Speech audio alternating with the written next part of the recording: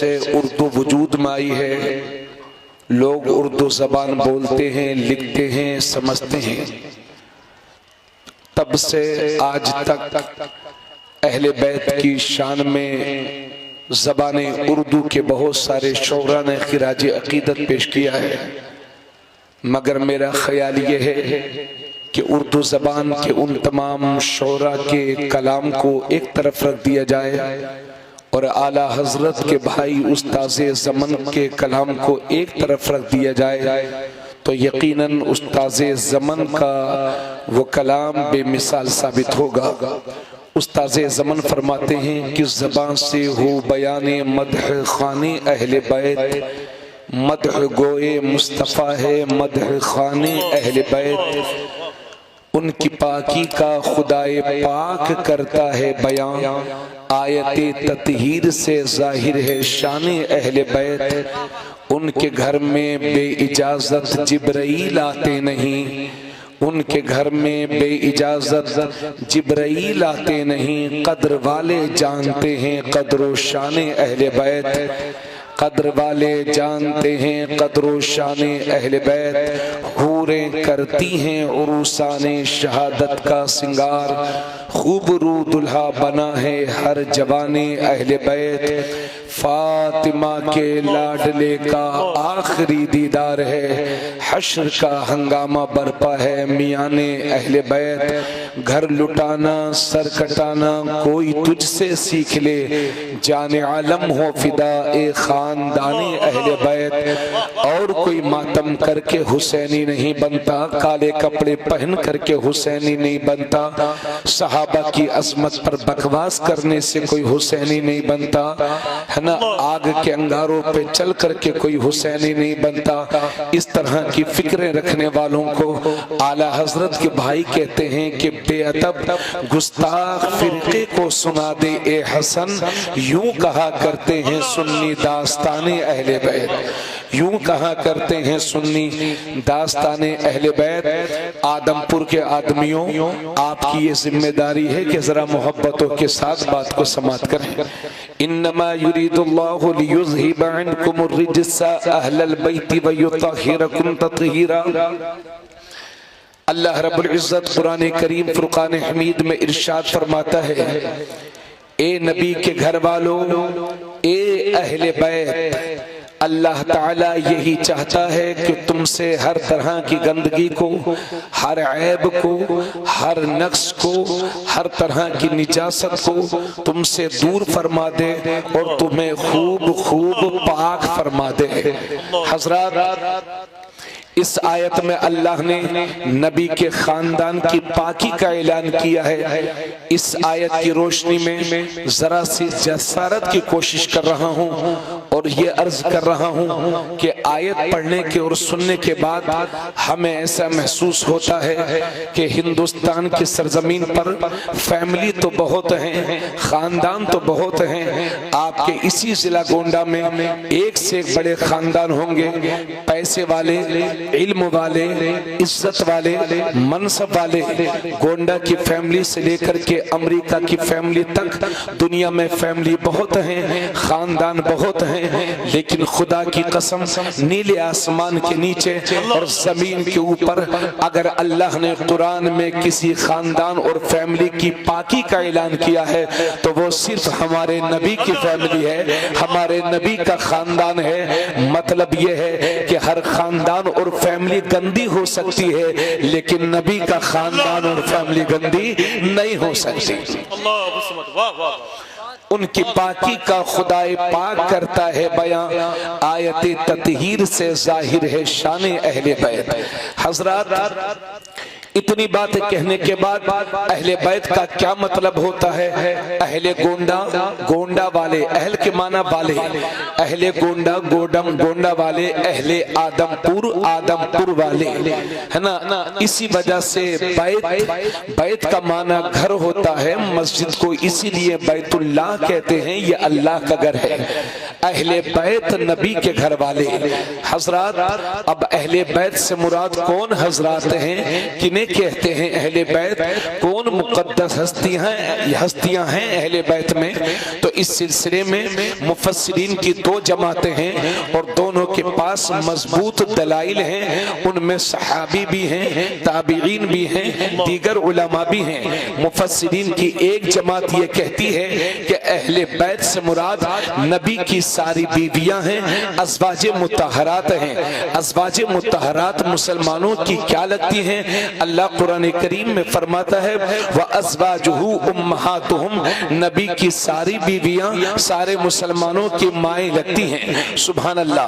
तो मुफस्सिरीन की एक जमात ये कहती है कि अहले बैत से मुराद नबी की सारी बीवियां हैं और दूसरी जमात ये कहती है कि अहले बैत से मुराद अहले आबा हैं, यानी वो शख्सियतें हैं कि जिनके सर पर चादर रखकर मेरे नबी ने फरमाया था ये मेरे अहले बैत हैं। वो कौन कौन हैं?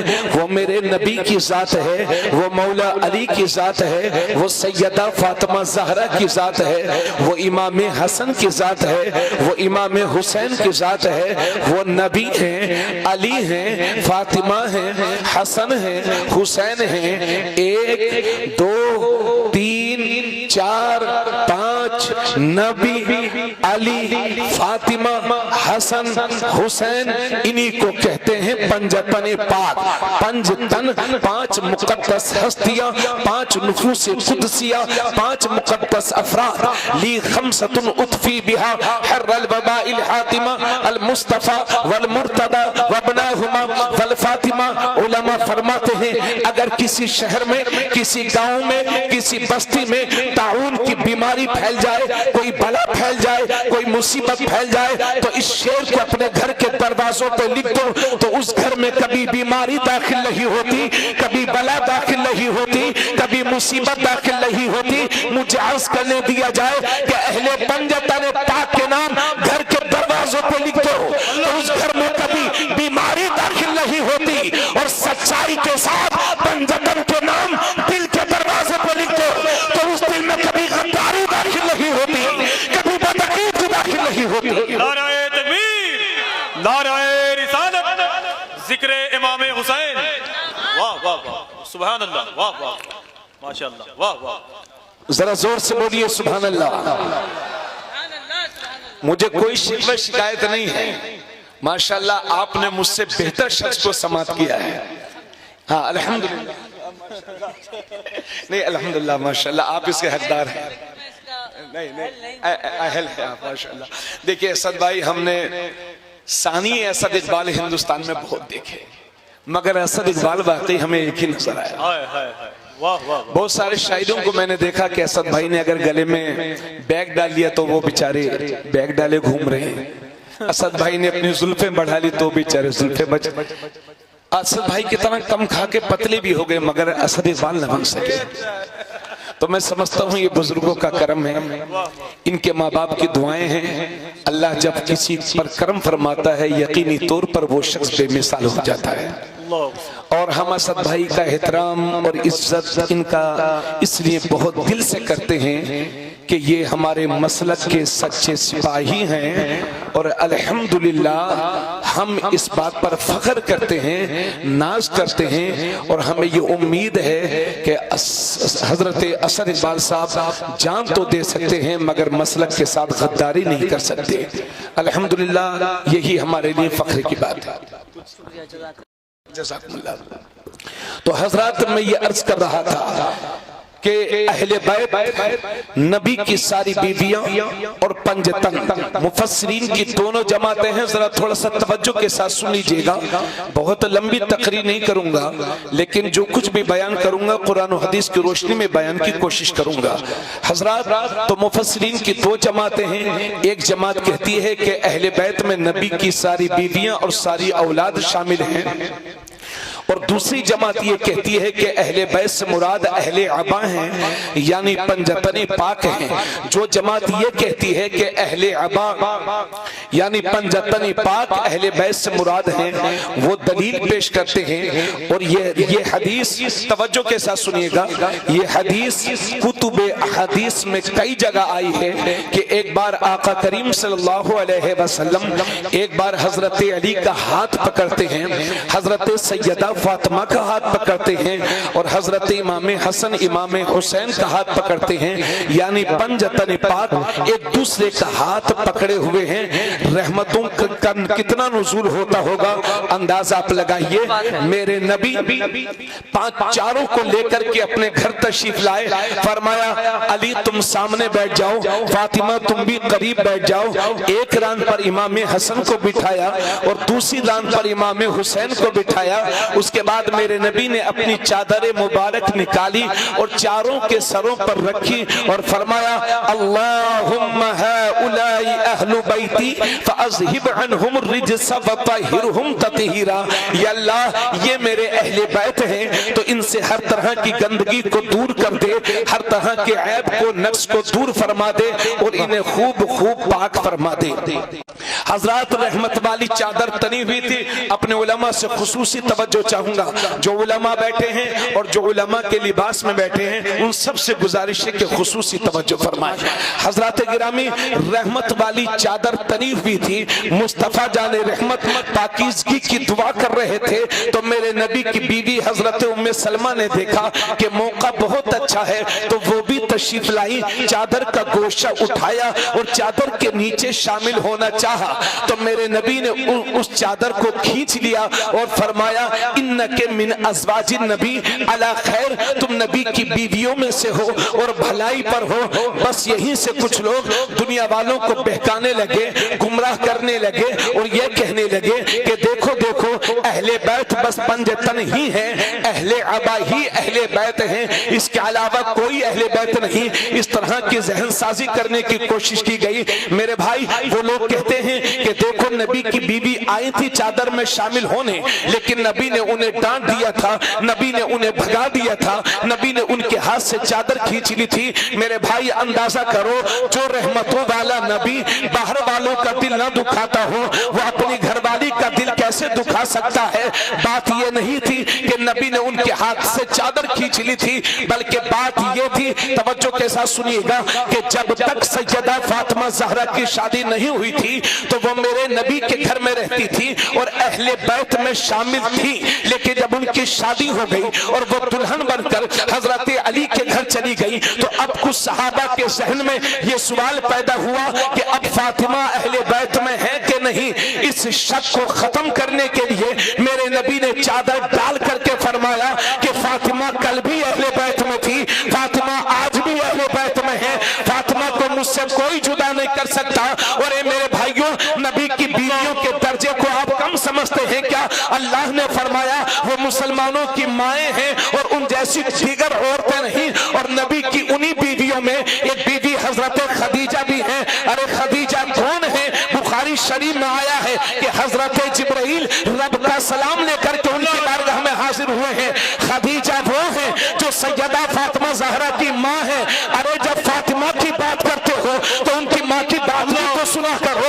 अगर खदीजा न होती तो फातिमा कहाँ से होती? अगर खदीजा फातिमा लाजवाब है तो फातिमा की माँ भी तो लाजवाब होनी चाहिए। हज़रात, तो मेरी नबी की बीवियां लाजवाब हैं।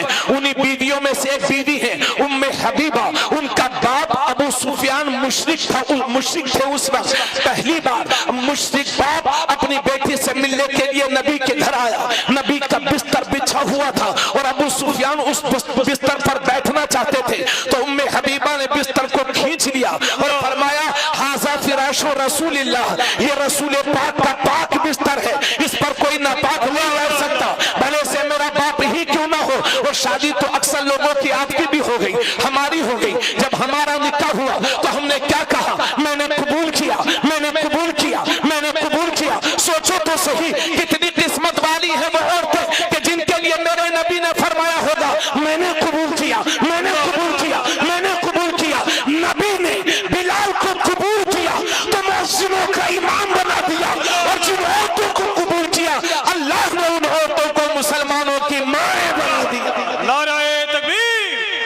नाराए रिसालत, अज़मते उम्महातुल मोमिनीन, फज़ाइले अहले बैत।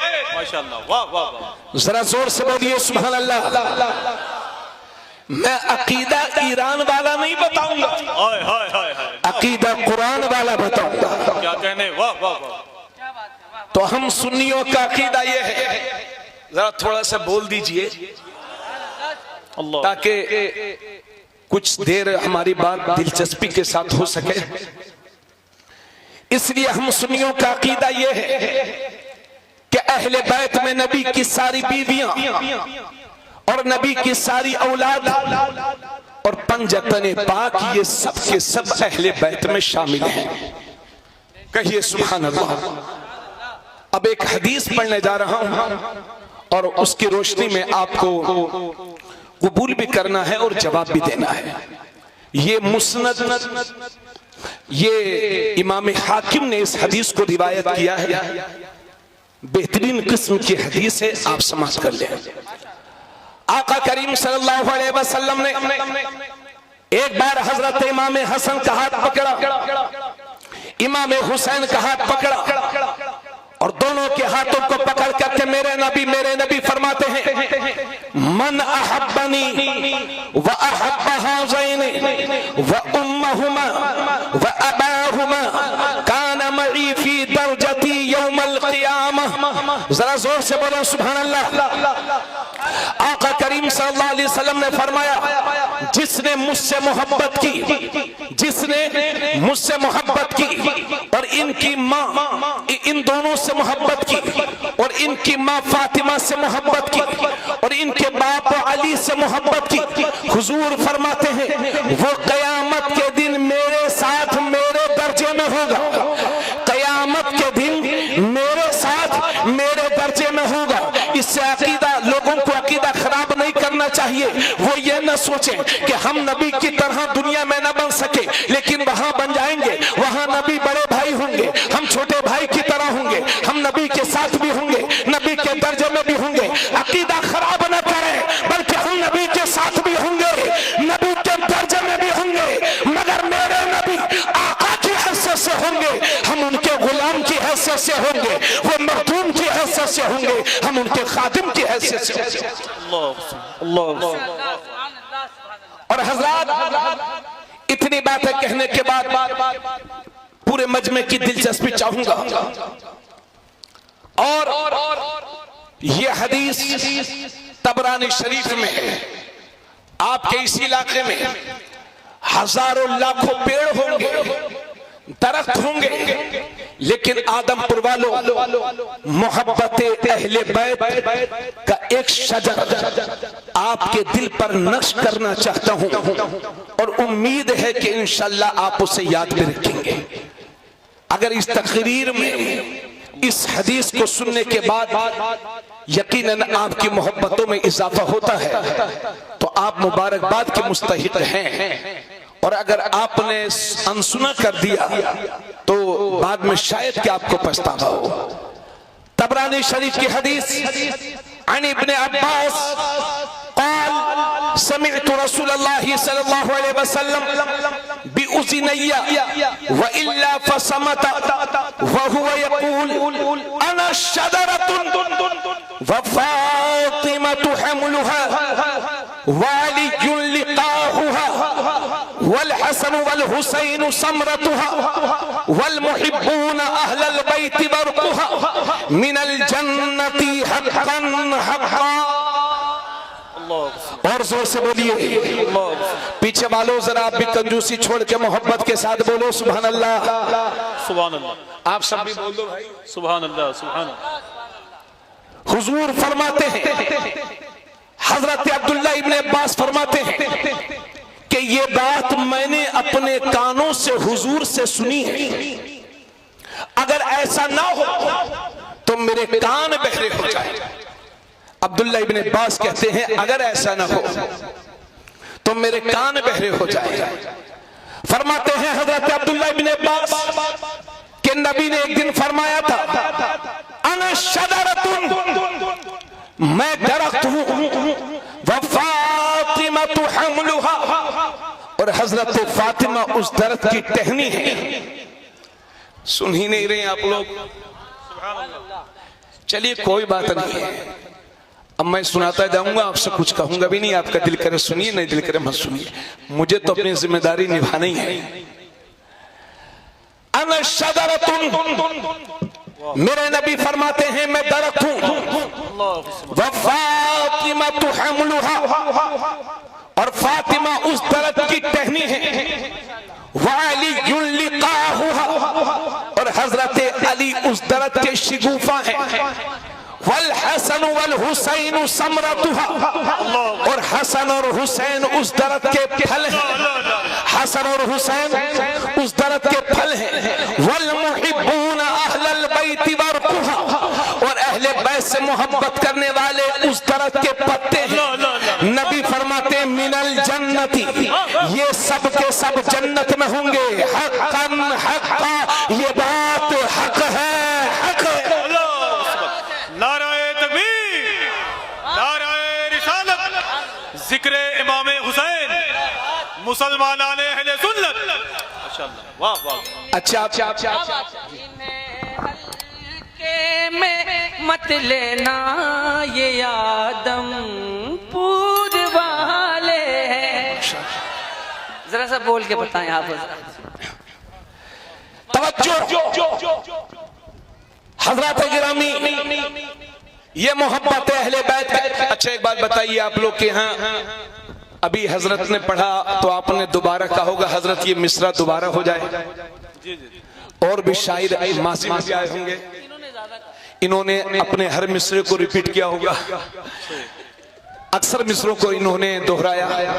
क्या कोई हदीस इस लायक नहीं है कि उसकी दोबारा सुनने की फरमाइश हो सके?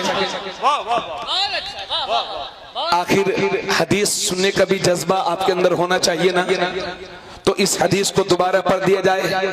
और मैं चाहूंगा इसको याद कर लीजिए। अगर आप एक हदीस याद करके ले गए तो इंशाल्लाह आपको लगेगा कि हम कुछ याद करके आए। अन इब्न अब्बास क़ाल समीअतु रसूलल्लाह सल्लल्लाहु अलैहि वसल्लम बिउज़नैया व इल्ला फसमत व हुवा यक़ूल अना शजरतुन व फातिमतु हमलुहा व अलियुन लिकाहुहा वल हसन वल हुसैन समरतुहा वल मुहिब्बून अहलल बैत वरकुहा मिनल जन्नति हक़्क़न हक़्क़ा। आका करीम सल्लल्लाहु अलैहि वसल्लम ने फरमाया अना शजरतुन, मैं दरख्त हूँ। व फातिमतु हमलुहा, और फातिमा उस दरख्त की टहनी है। व अलियुन लिकाहुहा, और अली उस दरख्त के शिगुफा है। शिगुफा उस फूल को कहते हैं जो अभी पूरी तरह से खिला नहीं है, गुंचा कली। अना शजरतुन, मैं दरख्त हूँ। व फातिमतु हमलुहा, और फातिमा उस दरख्त की टहनी है। व अलियुन लिकाहुहा, और अली उस तरफ के शिगुफा है। वल हसन वल हुसैन समरतुहा, और हसन और हुसैन उस तरफ के फल हैं। वल मुहिब्बून अहलल बैत वरकुहा, और अहले बैत से मोहब्बत करने वाले उस तरफ के पत्ते हैं। नबी फरमाते हैं मिनल जन्नती, ये सब के सब जन्नत में होंगे। हक़्क़न हक़्क़ा, ये बात हक है। अल्लाह, वाह वाह वाह, बहुत अच्छे। वाह वाह वाह, या रसूल अल्लाह, जिंदाबाद जिंदाबाद, वाह वाह, जिंदाबाद जिंदाबाद, सुभान अल्लाह, वाह वाह वाह। ये अब तक मैंने जो कुछ बयान किया था जवाब नहीं, वाह वाह। ये फजीलत पर मुश्तमिल था। अब दो हदीसें ऐसी पेश करने जा रहा हूं जिसमें फजीलत भी है और हम सबकी जरूरत भी है। दोनों आला दर्जे की हदीस। पहली हदीस है मुस्लिम शरीफ की, और शायद आप लोगों को करंट जैसा महसूस हो। आपको करना क्या है, खास तौर से हमारे वो भाई जो मुल्क भर में ढोल बजाने का बड़ा शौक रखते हैं, वो जरा खुसूसी तवज्जो फरमाएंगे। मैं आईना हूं, दिखाऊंगा दाग चेहरे के, जिसे बुरा लगे वो सामने से हट जाए। बेशक बात बिल्कुल क्लियर है और हदीस की रोशनी में है। समझ में आए तो ठीक, वरना अपनी अकल पर मातम करना। तवज्जो तवज्जो। बेशक। पहली हदीस मुस्लिम शरीफ की, जिसके रावी हजरत ज़ैद इब्न मुस्लिम है, हजरत ज़ैद इब्न अरकम है।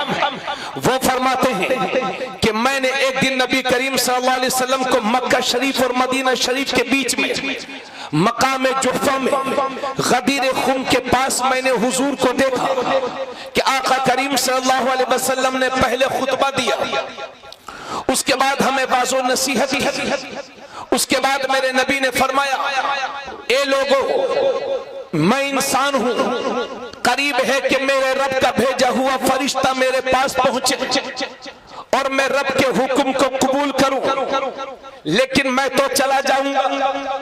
मेरी उम्मत, मेरे सहाबा, तुम परेशान न होना। अना तारिकुम फीकुम सक़लैन, मैं तो चला जाऊंगा, मगर दो नफीस चीजें, दो गिरा कदर चीजें, दो भारी चीजें तुम्हारे दरमियान छोड़ करके जा रहा हूं।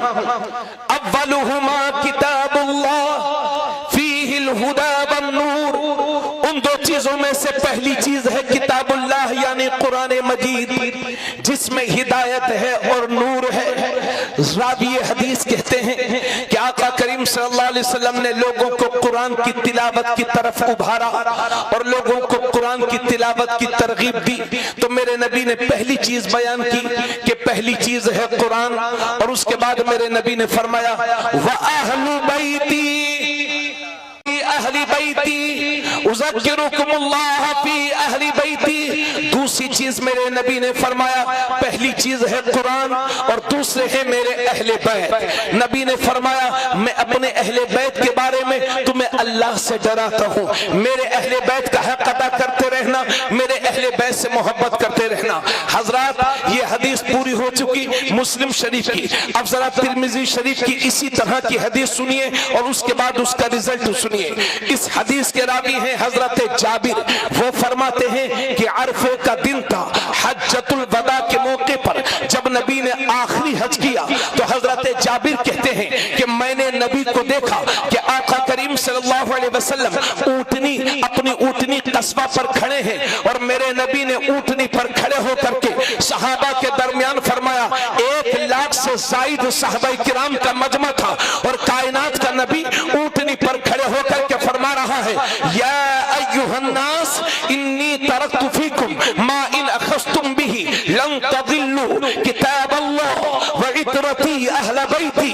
आका करीम सल्लल्लाहु अलैहि वसल्लम ने फरमाया, ए लोगों, मैं तुम्हारे दरमियान वो चीजें छोड़ करके जा रहा हूँ कि अगर तुम उसे मजबूती के साथ पकड़ लोगे तो हरगिज कभी गुमराह नहीं हो सकते, तुम्हें कभी कोई गुमराह नहीं कर सकता।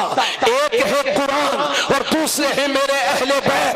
नबी ने फरमाया, मैं तो जा रहा हूँ लेकिन परेशान न होना, फिक्र न करना, मैं तो चीजें छोड़ करके जा रहा हूँ। एक है मेरे अहले बैत और एक है कुरान और दूसरे है मेरे अहले बैत। कुरान पढ़ते रहना और अहले बैत से मोहब्बत करते रहना, कुरान पढ़ते रहना और अहले बैत से मोहब्बत करते रहना। जब तक कुरान पढ़ते रहोगे, अहले बैत से मोहब्बत करते रहोगे, तो हरगिज तुम कभी गुमराह नहीं हो सकते।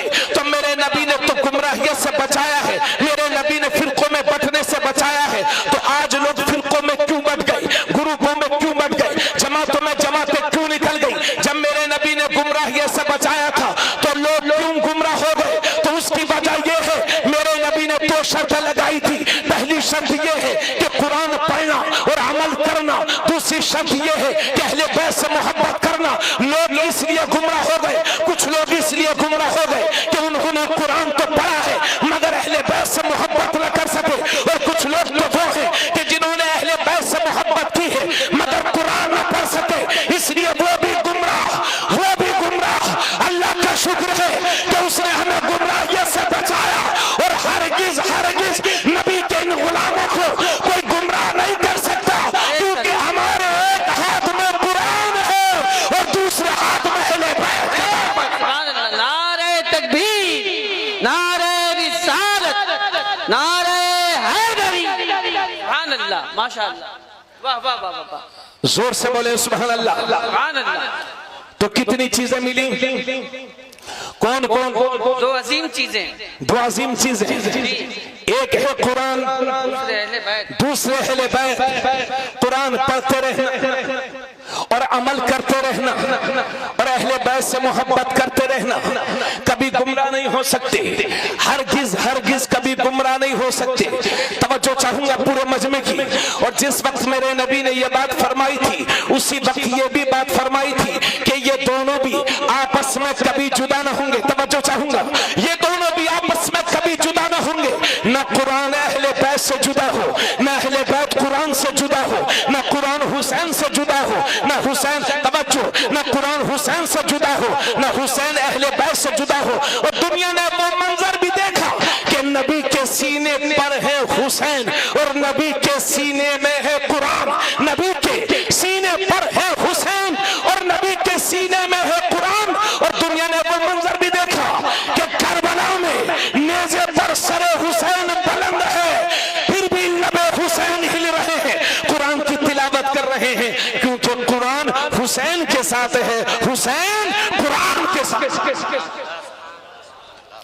तो अब मुझे क्लियर बताइए, नबी ने आपको क्या चीजें दी? बोलिए कितनी चीजें? एक हाथ में कुरान, दूसरे में अहले बैत का दामन। हमने क्या किया? एक हाथ में अहले बैत का दामन और जिस हाथ में होना चाहिए कुरान, उसमें थाम लिया ढोल। इसलिए पूरी उम्मत का बज रहा है ढोल। और बड़ी माजरत के साथ एक बात और कहना चाहूंगा, उलमाए अहले सुन्नत ने हिंदुस्तान की सरजमीन पर आशूरा के मौके पर जो रस्में होती हैं, सुन्नी उलमा ने बेपनाह मेहनत करके किसी कदर और बहुत हद तक उन रस्मों पर कंट्रोल किया था और करीब था कि वो रस्में खत्म हो जाती, मगर निकले कुछ मौलवी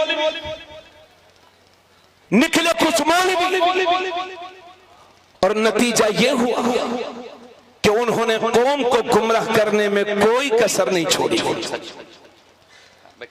और नाम लिया आला हजरत का। क्या आला हजरत ने ढोल बजाने पर चांद देख करके ढोल बजाने की इजाजत दी है, बतौर ऐलान ढोल बजा सकते हैं। तो कितनी देर बजाएंगे ढोल?